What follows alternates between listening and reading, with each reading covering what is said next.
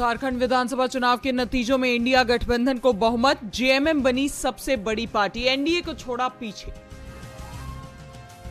चंपाई सोरेन से बीजेपी को नहीं मिला फायदा, कोल्हान और संथाल की अधिकांश सीटों पर इंडिया गठबंधन की जीत। जेएमएम ने सरकार बनाने की तैयारी की शुरू, सभी विधायकों को रांची पहुंचने के दिए निर्देश। रविवार को हो सकती है जेएमएम विधायक दल की बैठक। महाराष्ट्र विधानसभा चुनाव में महायुति की बड़ी जीत, 200 से भी ज्यादा सीटें जीती महायुति। महाराष्ट्र एनडीए में सीएम पद पर फंसा पेच, तीनों दलों ने ठोकी दावेदारी। एकनाथ शिंदे, देवेंद्र फडणवीस, अजित पवार के नाम पर खींचतान। शिवसेना यूबीटी सांसद संजय राउत ने महाराष्ट्र के नतीजों पर उठाए सवाल, कहा लोग गद्दारों को कैसे जिता सकते हैं। महायुति की जीत के पीछे अदानी विवाद का बताया हाथ। मेघालय की गामबेगरे विधानसभा सीट पर उपचुनाव में नेशनल पीपल्स पार्टी की जीत, महताब चांदी अगितोक सांगमा ने 4594 वोटों से दर्ज की जीत। यूपी उपचुनाव में करहल सीसामऊ कटहरी विधानसभा सीट पर सपा को बढ़त, करहल सीट पर तेज प्रताप सिंह 23,000 से ज्यादा वोटों से आगे। वायनाड लोकसभा सीट पर उपचुनाव में कांग्रेस प्रत्याशी प्रियंका गांधी को 3 लाख से भी ज्यादा वोटों की बढ़त, बीजेपी प्रत्याशी नव्या हरिदास तीसरे स्थान पर।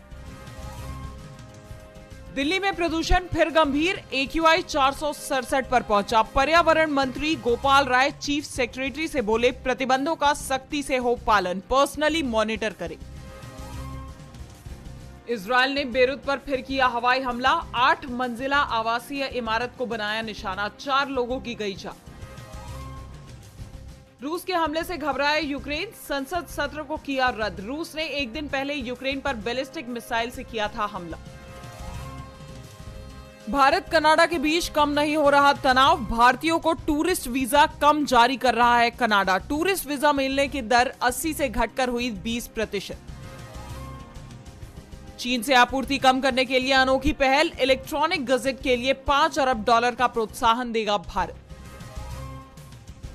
भारत से पहले चीन जाने के फैसले पर घिरे ओली, विपक्ष का आरोप चीन कार्ड खेल रहे। नेपाली पीएम बोले भारत के साथ अच्छे रिश्ते।